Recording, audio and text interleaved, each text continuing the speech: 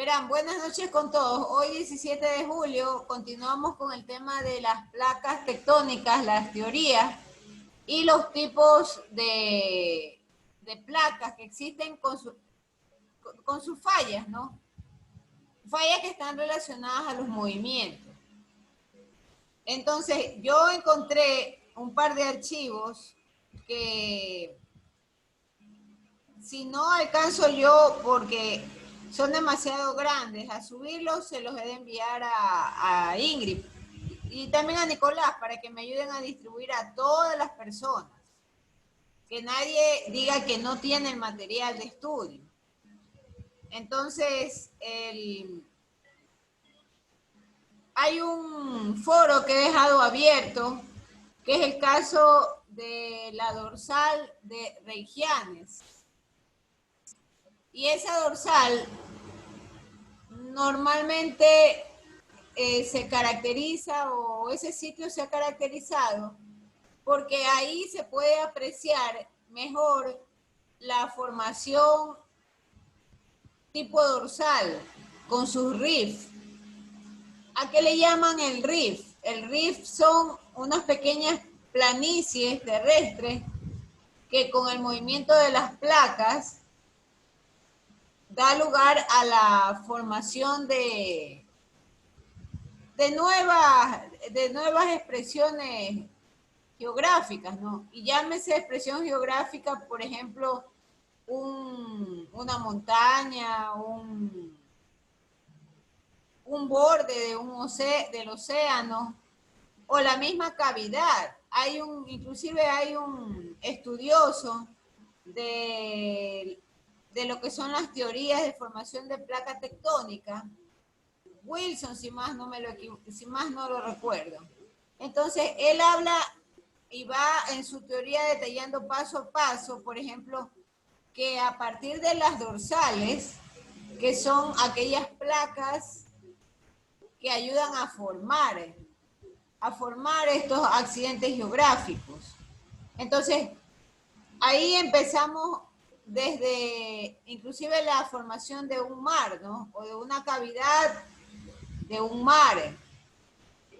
Y él nos muestra, inclusive eso lo vamos a ver más adelante. Hoy vamos a terminar o a concluir el asunto de las placas dorsales y las fallas también destructivas, ¿no? Allí hay un par de términos nuevos que me gustaría también con ustedes compartir, porque a las fallas destructivas se les suele llamar las placas o las fallas divergentes. Entonces, vamos a ver eso, ¿no?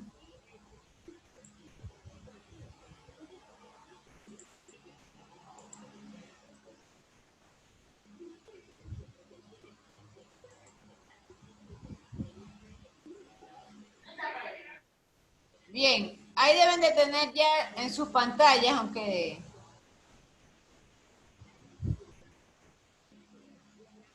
Ya se compartió la pantalla, por favor, confirmen. Sí, Master. Sí, ya se compartió. Ya, entonces ahí tenemos lo que vimos ayer, ¿no? Que hay una falla transformante, hay una que es el borde constructivo y hay el borde destructivo. Entonces, el borde constructivo le suele llamar divergente. Creo que hace un momento dije lo contrario, pero el borde constructivo es el divergente. ¿Por qué? Porque el borde constructivo se desplaza hacia afuera, se abre, y al momento en que se abre, deja lugar a nuevas planicies. Por eso es que la flechita, ustedes la ven hacia afuera. Mientras que el borde destructivo, los especialistas suelen llamarle convergente. ¿Por qué? Porque su movimiento converge hacia un punto y generalmente el borde se destruye. Y la falla transformante, que es un movimiento en paralelo. Entonces, nosotros teníamos ayer esto, ¿no? Habíamos dejado introducido el tema de las dorsales. Y habíamos dicho que, por ejemplo, las dorsales daban lugar a la formación el cambio en los sedimentos en el fondo oceánico. Había una teoría muy interesante que mencionaba que estos sedimentos en aquellas zonas donde están mayormente formados y hacia donde los dorsales se han movido, yo puedo identificar la edad de la Tierra. Y obviamente estamos hablando de miles de años. No es un cambio, como les explicaba, de un día, de 2 días, de 3 días, no. Es de, en ocasiones habla hasta millones de años. Se ha hecho una pequeña escala en donde va de 30 millones de años hasta 0. Y esto lo han estudiado en base a la presencia de los sedimentos en el fondo oceánico.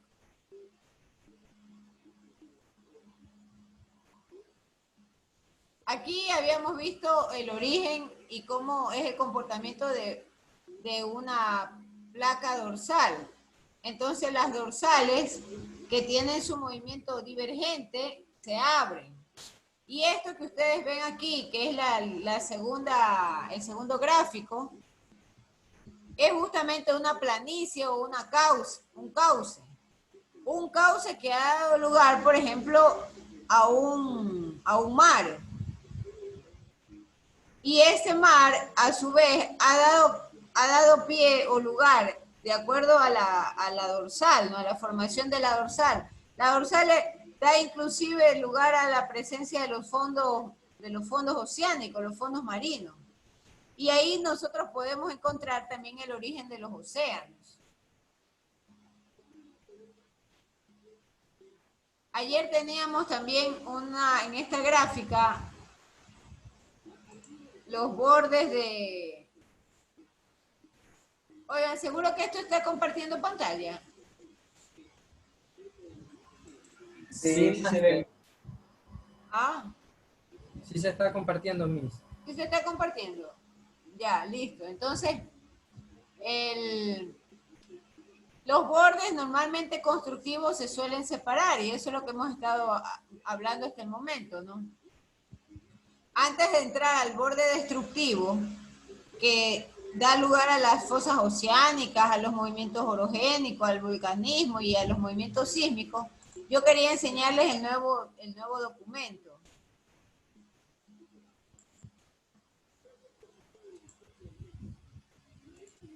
Este documento se va a llamar Teoría Base de Placas. Es un PDF y yo lo voy a dejar justamente compartido, ¿no?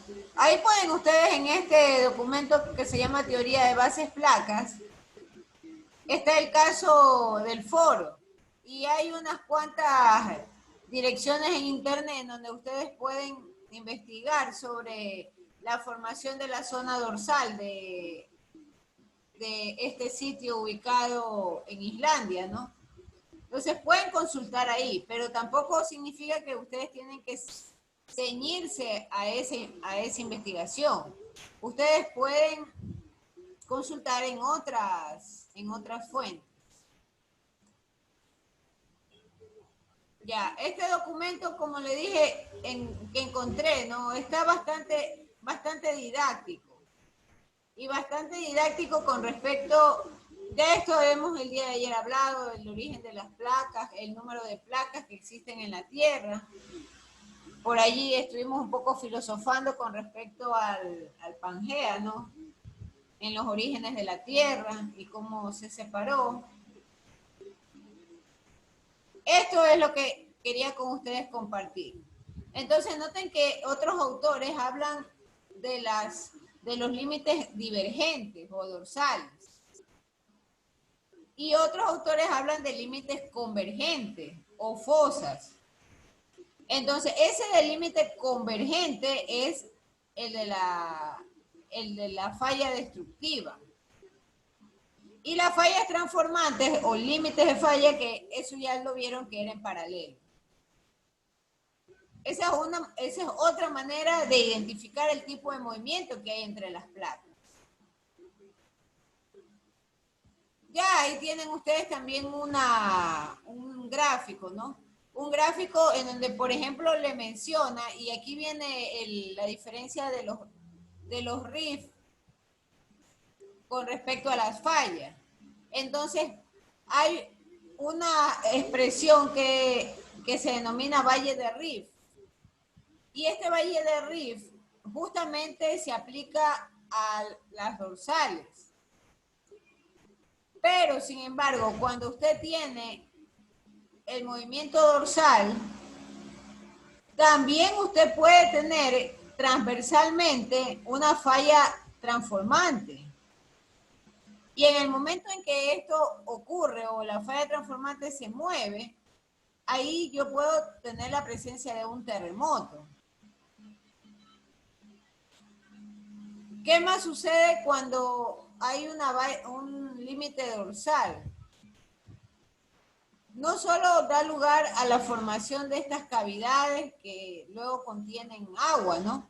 Sino que además al interior de la Tierra se produce esto, el emergimiento del magma y el cambio o el movimiento de las rocas calientes. Este movimiento en realidad es importante porque también tiene mucha incidencia sobre la temperatura de las aguas que están en el océano o en el mar. Y esto también me induce a pensar que de haber una falla dorsal, a partir de ellas puedo tener la formación de volcanes. De volcanes estamos hablando en la fosa oceánica, debido al movimiento del magma. Entonces, el RIF normalmente tiende a ser esto que da la impresión como si existiesen pliegues en la Tierra. A eso se le llama el valle del RIF, a esos pliegues.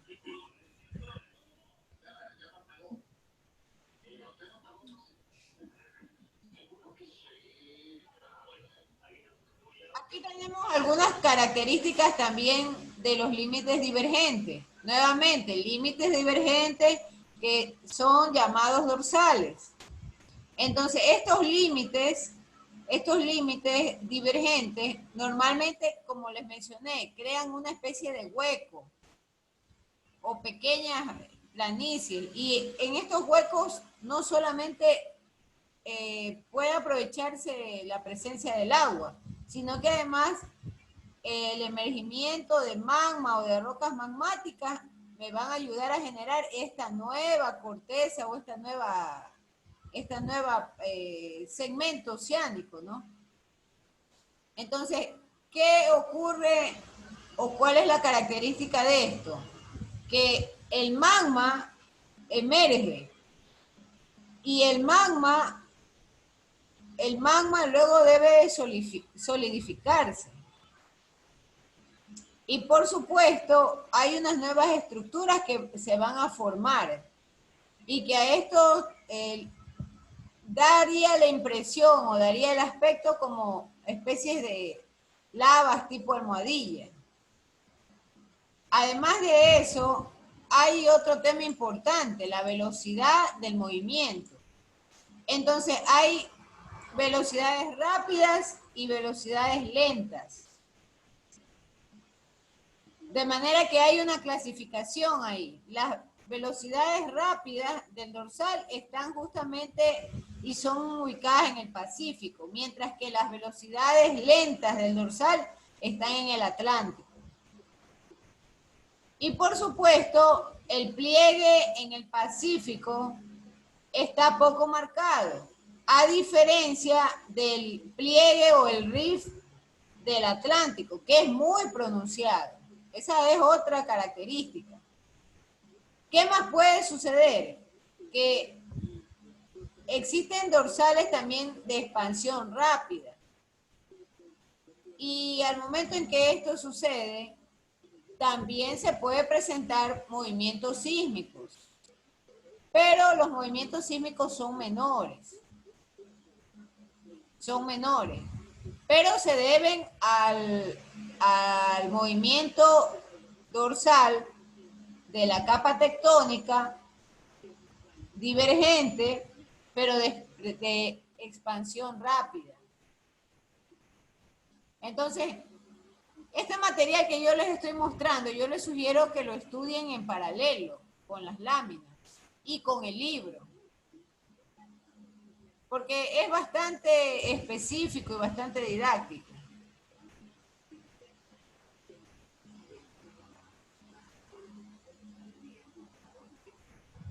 Ahí tenemos en la parte izquierda inferior una foto. Entonces, ustedes ven que hay como una especie de escalinata ahí. Y esa escalinata tiene un gran foso, que es de color amarillo con rojo. Ese es el movimiento de la placa. Eso grafica el movimiento de la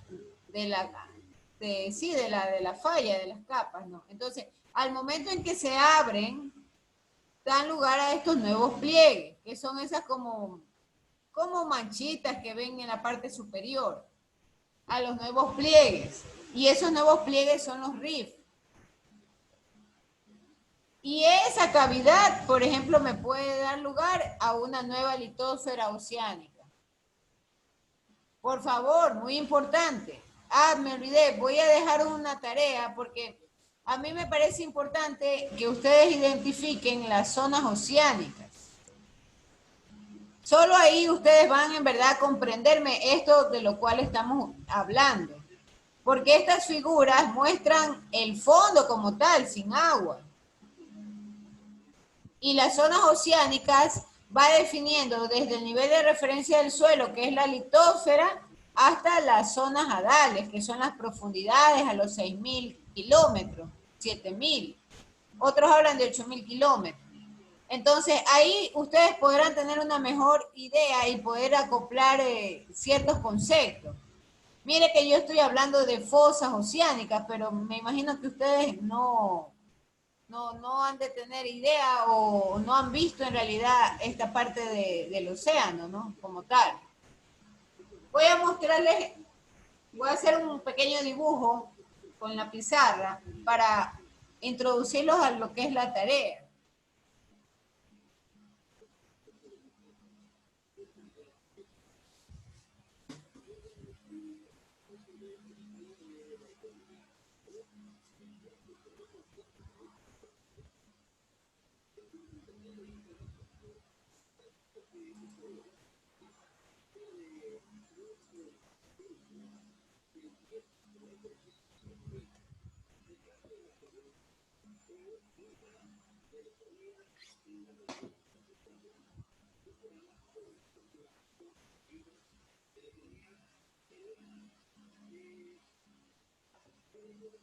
Si yo tomara, por ejemplo,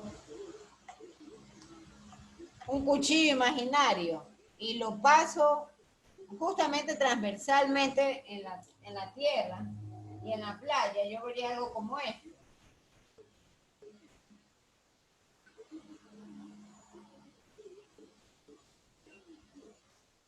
En la playa. Nosotros estamos acá. Acá estamos bañándonos. Acá está la casa. Y aquí estamos riendo nosotros. Todos logran ver la pizarra, ¿verdad? Sí, bien. ¿Ah? Sí, máster, sí vamos a apreciar lo que está dibujando. Listo. Entonces, yo aquí tengo las olas. Las olas. Las olas. Pero todo esto es el mar. Todo esto es el mar, que llega hasta la costa. Entonces a esta parte se le llama litósfera. A esta parte. A todo lo que es la playa. Pero no tengo un azul, pero tengo un marcador verde. Y voy a poner con verde el agua.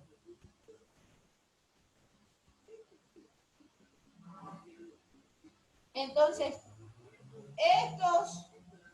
los 300 primeros metros,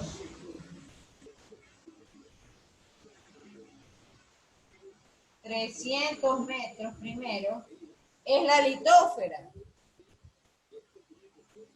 Y empiezo yo a establecer kilómetros de profundidad.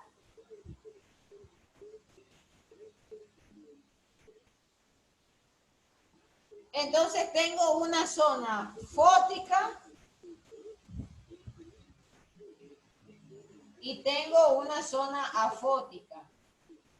¿Qué significan estas palabras? Fótica con luz, que llega a la luz. Poner la luz. Y la zona afótica, que son las profundidades, que es donde no llega la luz. Pero muy importante, no es que está ajena a la influencia de la energía solar, eso no es así. La energía solar es muy importante y de hecho es aprovechada porque recuerde usted que hay seres vivos en la parte afótica. En la parte, acá están los precipicios hadales. Y de eso Eso es un bioma. ¿Perdón? Eso es un bioma, digo, la parte del océano, porque hay microorganismos que ayudan a desintegrar y por eso es que nos preguntamos por qué los mares no están tan contaminados ante la contaminación del humano. Es un bioma. A ver, vamos a corregir concepto. La biosfera es la Tierra, ¿verdad? Sí. Estamos de acuerdo. La biosfera es la Tierra. El bioma es un conjunto de ecosistemas. Yo encuentro Biosfera, entonces. Yo encuentro biomas en la parte terrestre y en la parte acuática. Entonces, Sí, pero el exacto. bioma más lo puedo apreciar o está mejor definido en la parte fótica. Aquí, en estos primeros 30 kilómetros, me parece que son hasta 100 kilómetros de profundidad, que llega la luz solar. Entonces, por ejemplo, aquí tenemos en esta parte los arrecifes coralinos. Aquí están mis bosques coralinos. Los bosques coralinos. Y esos bosques coralinos son biomas. No están en la superficie, no están en la playa. Están al fondo, pero dentro de la zona fótica. ¿Por qué? Porque a estos bosques requiere que le llegue la luz solar para ejecutar la fotosíntesis. Yo estoy hablando de la zona hadal, en donde ya el tema de la fotosíntesis no existe. Pero sin embargo, hay especies, y hay especies que tienen características bioluminiscentes. ¿Qué significa esto? Que ellas guardan energía en su cuerpo, ellas no tienen huesos, pero ellas tienen una especie como de luz. ¿Por qué tienen la luz? Porque ellas necesitan, es como una especie de sensor que les permite alertar cuando hay peligro o cuando hay otros depredadores. Entonces, ¿cómo funciona este ecosistema, este gran ecosistema que es el océano? De arriba viene la comida, hacia abajo. De arriba viene la comida. Y los desperdicios de todos los seres vivos que están en la parte de arriba llegan hasta los que están en las fosas. Ahora, ¿por qué me he desviado un poco del tema? Porque aquí, justo en estos bordes que yo he dibujado, yo lo he dibujado con una pendiente más sinuosa, pero estos bordes donde están los bosques coralinos, en realidad ahora sí voy a compartir la pantalla, tienen este aspecto. Tienen el aspecto de esta gráfica que ustedes ven, que es media verdosa y tiene un fondo amarillo con naranja o con rojo. Entonces mis bosques coralinos están más cerca de la pendiente. Ahí están mis bosques coralinos. Pero mis fosas hadales son ya estas que son, si lo quiere ver, hasta un poco amarillosas, con rojo. Si el ser humano tuviese la capacidad de descender, tal como lo muestra las películas de ciencia ficción, la mejor manera de descender hasta el centro sería justamente a través de las fosas hadales. Porque las fosas hadales presentan esos resquicios o esas aberturas que han generado mis placas dorsales y me permite llegar hasta el centro, hasta donde está el magma propiamente. ¿Sí me expliqué, señores? Por favor, Sí, quiero escuchar sus opiniones, porque a mí me preocupa. Sí, máster. No puedo verle sus caras si son caras de que está comprendiendo lo que yo he explicado o si hay alguna duda. Entonces, yo necesito voy a dejar una tarea que usted me investigue. Las zonas oceánicas. Son alrededor de 7 zonas. 7, 8 zonas. Que van desde la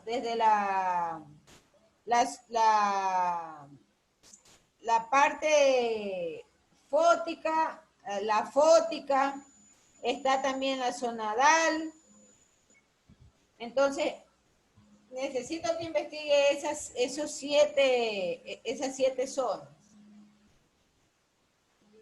Pero en todo caso, las fallas o los límites divergentes dorsales dieron lugar a la formación de nuevas capas en las profundidades del océano. ¿Por qué? Porque estos dorsales de expansiones se mueven y van dando lugar a nuevos pliegues terrestres. Esos pliegues terrestres son estos bordes que yo he dibujado aquí. Son estos pliegues. Y muchos de esos pliegues inclusive se han transformado en volcanes.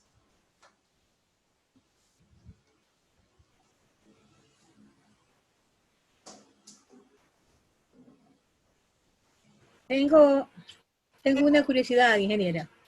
A ver, le escucho.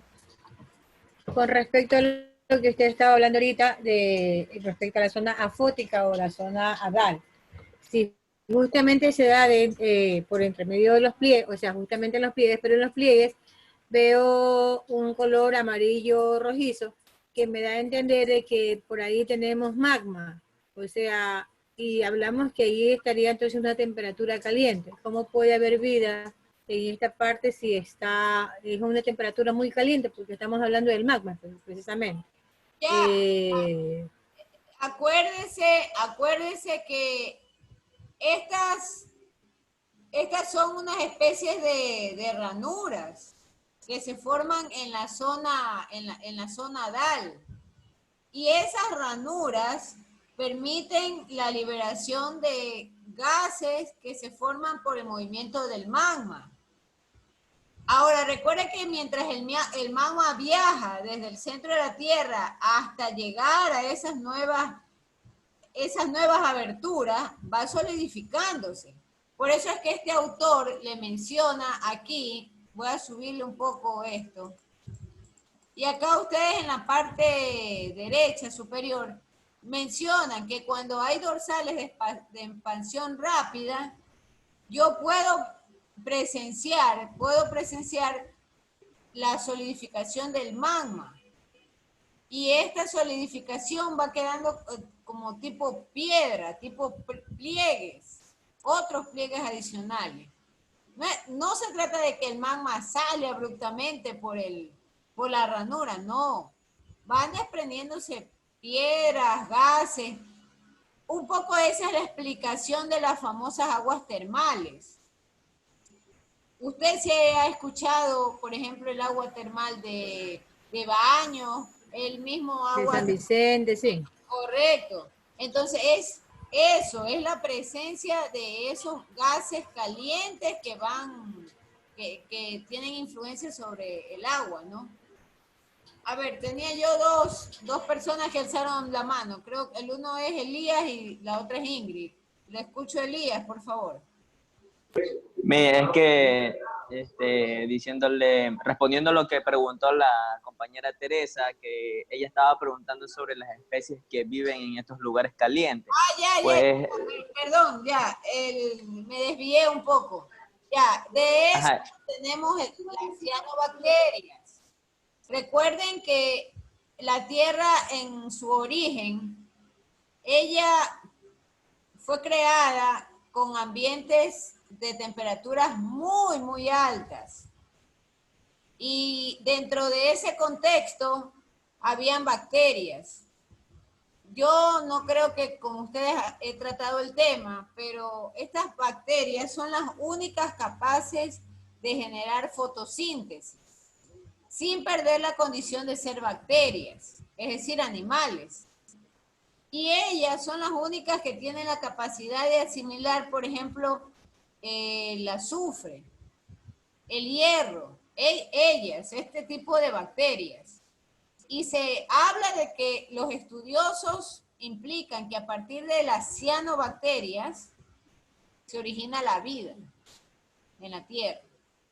Entonces, por supuesto que hay organismos aún en el fondo o cerca del núcleo, existen, pero son organismos, son microscópicos y por supuesto están justamente ellos diseñados o adaptados a soportar altas temperaturas y asimilar de tal manera los minerales que están presentes ahí cerca del centro de la Tierra, ¿no? Entonces, esa es la situación. Los animales, en cambio, de la zona DAL, como ellos no están expuestos a la luz solar, ellos no tienen huesos y la forma de sus cuerpos es gelatinosa, pero han desarrollado la capacidad de almacenar energía.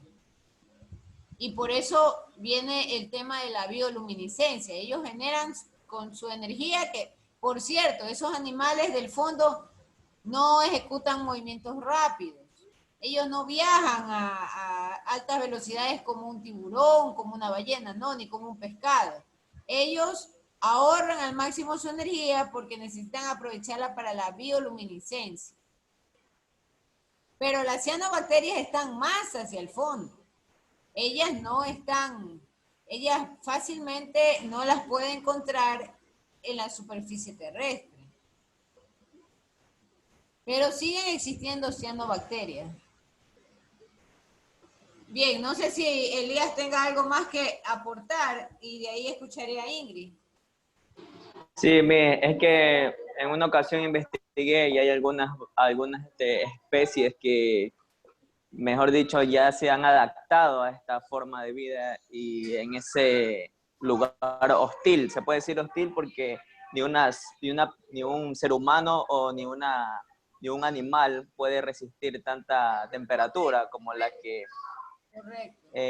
investigué hace tiempo y hay incluso hasta una medusa que se le puede decir es tipo inmortal porque han buscado la forma de destruirla, pero no se puede. Es como también el tartígrado también puede vivir en estos lugares así porque tienen un mejor desarrollo o se pudieron adaptar mucho mejor a estos tipos de lugares. Eso es lo que yo puedo aportar. Muchas gracias. Ingrid levantó la mano. ¿Qué le pasó a Ingrid?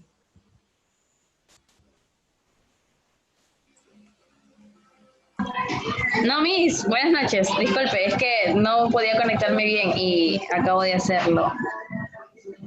Hija, para eso, disculpe, no lo tomen a mal, pero si levanta la mano es porque van a aportar con algo. No, cualquier cuestión de fallas, eso déjelo o al inicio de la clase o al final. No me interrumpa para eso, disculpe. A ver, Juanito, lo escucho. ¿Qué ha levantado? Listo, sí, una consulta. Este movimiento que le denominan movimiento de expansión, ¿no? Es originalmente propio de las placas que se encuentran en el océano. Sí, o sea, ahí yo tengo los casos más relevantes de la función de esta placa. Pero también hay dorsales en la parte terrestre, pues, bonito. Porque caso contrario, si no hubiesen dorsales en la parte terrestre, yo no tendría la formación de cerros o de extensiones de ríos. Si tú observas bien las gráficas, el movimiento dorsal lo que hace es ir abriendo nuevos pliegues. Y al momento en que hago esa abertura de nuevos pliegues, yo tranquilamente ahí puedo tener el origen de un río. ¿Sí estamos de acuerdo, Juanito? Sí, sí, gracias. Pero, ¿por qué se insiste y se pone el ejemplo de los océanos? Porque es mucho más visible el cambio. Es mucho más visible y mucho más, yo le llamaría inclusive hasta con mayor impacto. Con mayor impacto, porque se trata justamente de la pérdida de la parte terrestre para transformarla en partes acuáticas. Y algo hay aquí que responde a tu pregunta en la parte derecha del texto, en la parte de abajo. Ahí te menciona que el origen de los límites divergentes está en la formación del valle en el interior de un continente. Ahí tienes tú escrito esa respuesta. Entonces, hay valles que se han formado a partir del movimiento de estos límites divergentes o de estas dorsales. También hay actividades volcánicas, ¿no? Preguntas, señores, por favor, preguntas. Preguntas. Preguntas. Máster, esta... pregunto. Estaba pensando con respecto a lo que está sucediendo acá en nuestro río Guaya. Justamente cuando uno va camino a Durán, se ha levantado y veo que ya ahora ya está más centrado, como una especie de una pequeña isla. Esto precisamente no tiene nada relación con lo que estamos hablando de la falla, no solamente con lo que está bajando el nivel del río, o sí tendría que ver alguna parte que dentro de nuestra placa tectónica, en la parte de abajo, esté dando este tipo de cambios. Pregunto. Buena pregunta y muchas gracias por introducirnos a un tema que es el tema de los sedimentos. El problema del río como tal, y eso que ustedes ven como islote, claro que tiene dos posibles opciones.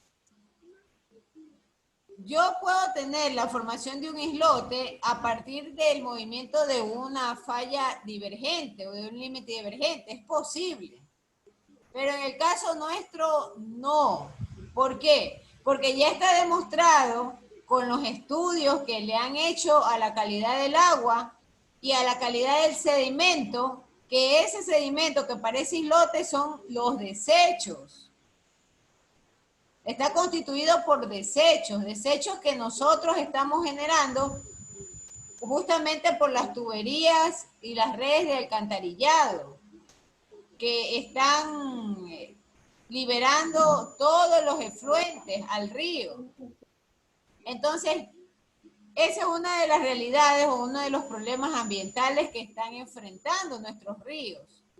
¿Por qué? Porque si bien es cierto, yo tengo un sistema de red de alcantarillado y tengo yo mi sistema de distribución de agua, lo que ocurre es que cuando nosotros tenemos que hacer las descargas de aguas residuales domésticas, no tenemos a dónde enviarlas en realidad. Y todavía seguimos recurriendo a una gran cañería o a un gran ducto que va a parar al río Daule y al río Guayas. ¿Y qué ocurre luego? Que de ese mismo río, con otros ductos y otras tuberías, con bombeo, saco agua. ¿Para qué? Para limpiarla, para clorificarla, para, voy a decirlo en términos más sencillos, para pasarle grandes sedazos o filtros que me retengan la suciedad. Y ahí llega a mi llave.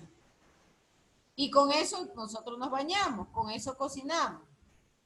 Entonces es un ciclo que forma o permanentemente está ya así definido. Y ya este ciclo se ha vuelto un ciclo ya viciado por los contaminantes, porque no solo nosotros somos los que descargamos agua residual doméstica al río, las industrias también lo hacen. Y de ahí viene la gran pelea que tenemos hasta ahora, que por favor las industrias no descarguen elementos químicos o trazas de elementos químicos, porque esos son más complicados de limpiar, porque esos son más difíciles de poder filtrar. Y lo que nosotros vemos como formación de islotes justamente es una consecuencia de esas descargas. No es una consecuencia de un movimiento dorsal. El movimiento de las fallas dorsales, como les expliqué, se ven después de 100 años, 200 años. Probablemente ninguno de nosotros pueda ser testigo de ese movimiento como tal.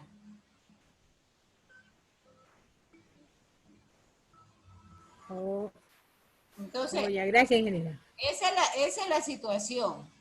Pero sí puede, en teoría, existir un islote formado a partir de un movimiento dorsal, que eso es parte de un rift, de un pliegue. Puede ser, pero en el caso del río Guayas nuestro y del propio río Daule, que tiene muchos sedimentos, no es por esto, no es por el movimiento de estas placas dorsales, no. Se debe a la acumulación de los sedimentos de las descargas.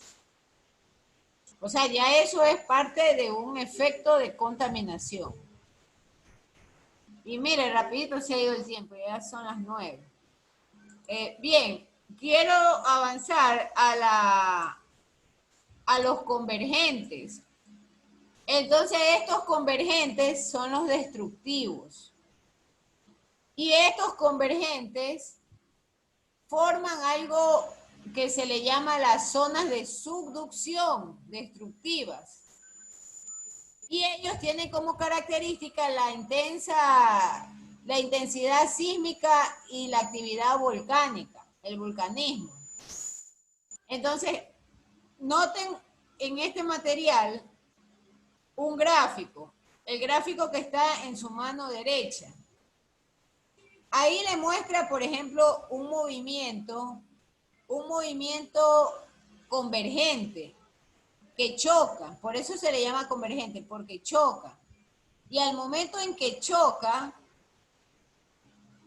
estas placas, una suele meterse debajo de la otra. Y a eso le llama el proceso de subducción. Y por supuesto, este proceso de subducción también puede originar un movimiento volcánico y origina el magma, el magmatismo, ¿no? ¿Qué más sucede?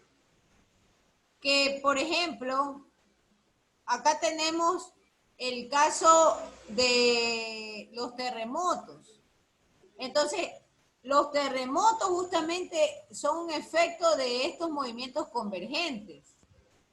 Y estos movimientos nosotros los podemos visualizar o apreciar mucho más en las zonas de los fosos. Estamos hablando, o nuevamente estamos regresando al espacio oceánico. Entonces, de ahí nosotros tenemos el origen justamente de los terremotos, ¿no? Y de los maremotos. ¿Qué más está sucediendo? Que este fenómeno de que una capa se choca y se introduce bajo la otra, normalmente esto se produce siempre en la parte baja de la litosfera. Es decir, rara ocasión o no es algo característico de estos límites convergentes que podamos apreciar el choque de placas. Más esto se produce debajo de la litosfera del continente. Y por supuesto, al momento en que se produce debajo del continente, ahí toca el tema del vulcanismo y del movimiento sísmico que induce, por ejemplo, a una erupción volcánica. Aquí nosotros podemos ver inclusive derrumbes de sedimentos y hay la presencia de sedimentos depositados en la corteza oceánica. ¿Por qué? Porque justamente yo he dañado un filo de capa de tierra y al momento en que lo daño, lo desmorono y lo desmenuzo y eso forma parte o me permite alimentar el conjunto de sedimentos. Y por supuesto, ellos forman los mantos que luego sufren cambios con alta presión. Entonces, estos son los límites destructivos. Si nosotros volvemos a nuestra otra presentación,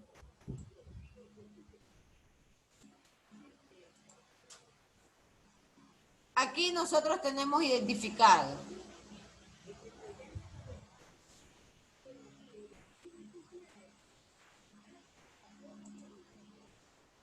ya, esos son los límites o los bordes destructivos, ¿no?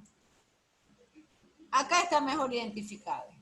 Entonces, mire usted el ejemplo de cómo se origina la cadena montañosa de los Andes. Entonces, las placas se chocan. Una de ellas va bajo la otra. Y ese desplazamiento,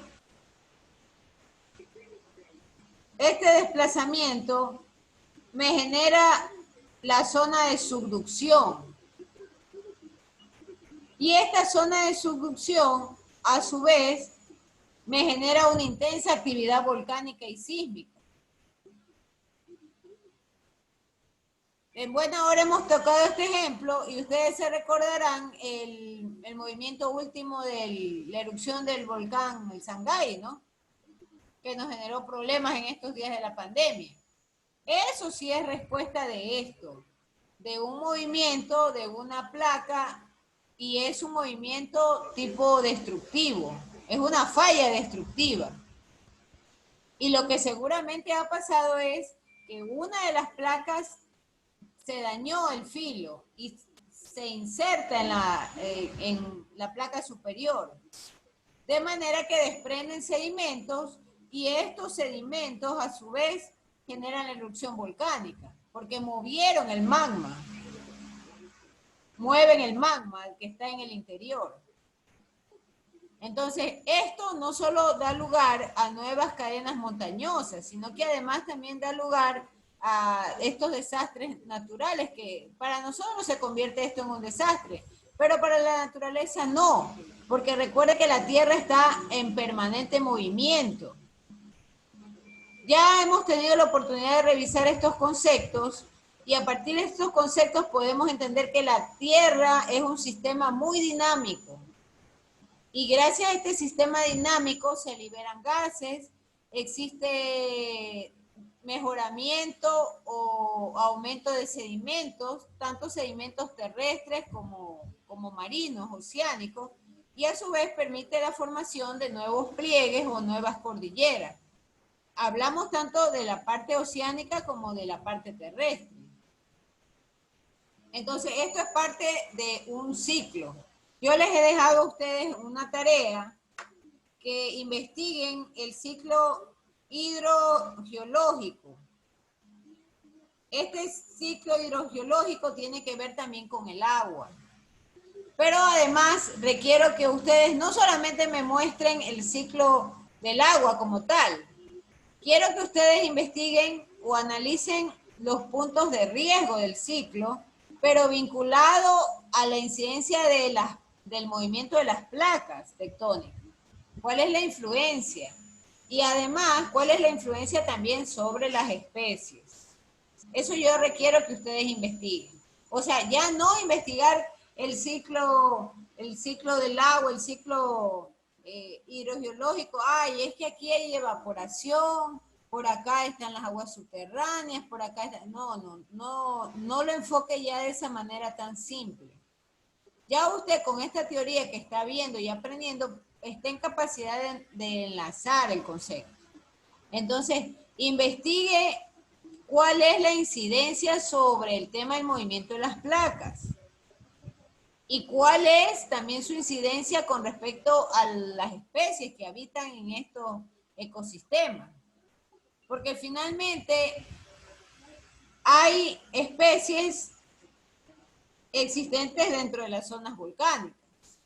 Hay especies dentro de las zonas oceánicas y eso también usted lo va a verificar y lo va a averiguar. Entonces, ¿cómo estos cambios del ciclo hídrico incide en las especies y en el movimiento de la placa? Entonces, por favor, presentar también esa tarea. Preguntas, por favor. Preguntas. A ver, Nicolás, ha levantado la mano. Ay, Sí, Miss, con lo que usted estaba diciendo del deber, ¿esto ya usted lo va a subir a lo que es el campus virtual para nosotros subirlo? ¿O lo hacemos hasta mientras y esperamos para subirlo? Ha subido. Ya está subido. Listo, Miss. Félix, ¿alguna aportación importante?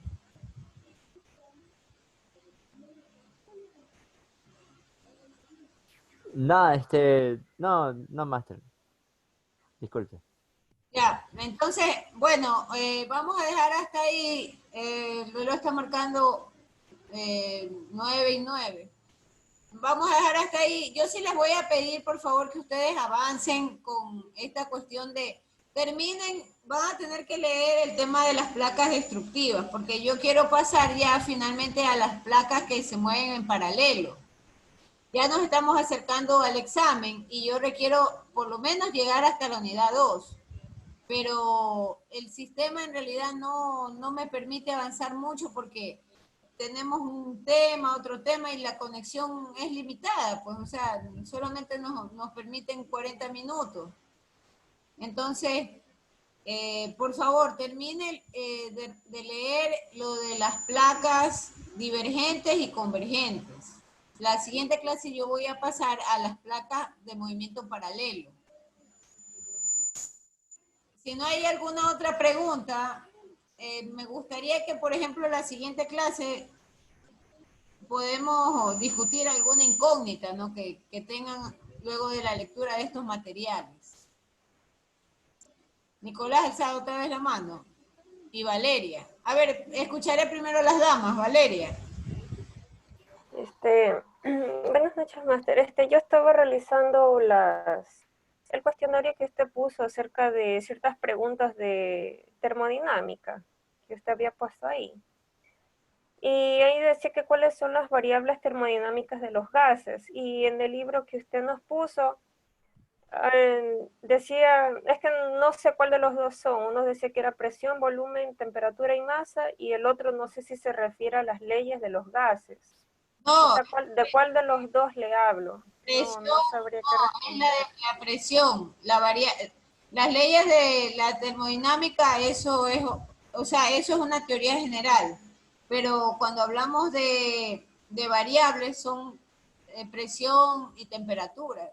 ¿Ya? Entonces, las variables de los gases son esas, lo de presión, volumen y temperatura, no las leyes. La fórmula de los gases, acuérdense que PV es igual a nRT. Esa fórmula sí la conocen.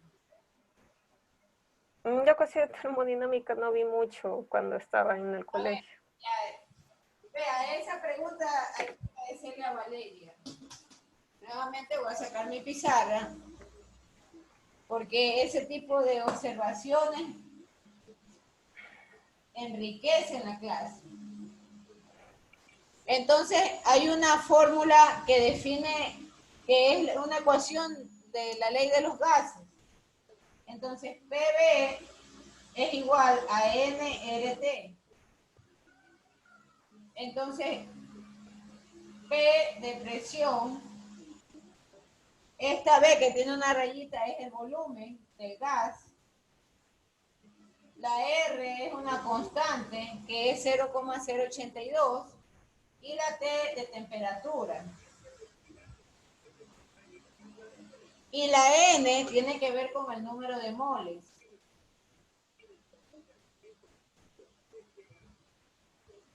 Si yo quiero hablar de variables, entonces presión, temperatura, y bueno, si no está el volumen, se queda la presión y la temperatura, pero el volumen también es otra variable. Esta es la fórmula de la ley de los gases.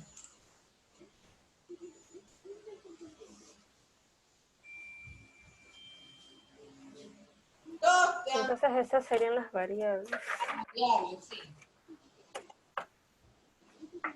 Listo, entonces muchísimas gracias. Eso era lo que me tenía dudando. Ahora Valeria, nosotros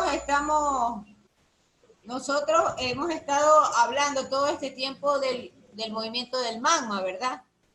Y una de las cosas que hemos estado haciendo énfasis es en el tema de la temperatura. Cuando hay movimiento, se liberan gases calientes. Y entonces ahí energía. Cambia, correcto. Yo ahí cambio temperatura, cambio presión. Entonces las variables principales que se analizan en todos estos fenómenos son presión y temperatura. Los que estén alineados a la termodinámica o a los gases, ¿no? Como tal. El volumen de los gases también puede ser, pero básicamente es la presión y la temperatura. Listo, maestro, muchas gracias. Nicolás, ahora sí te escucho. Con lo que usted estaba diciendo de que nosotros ya estamos cerca a los exámenes, ¿verdad?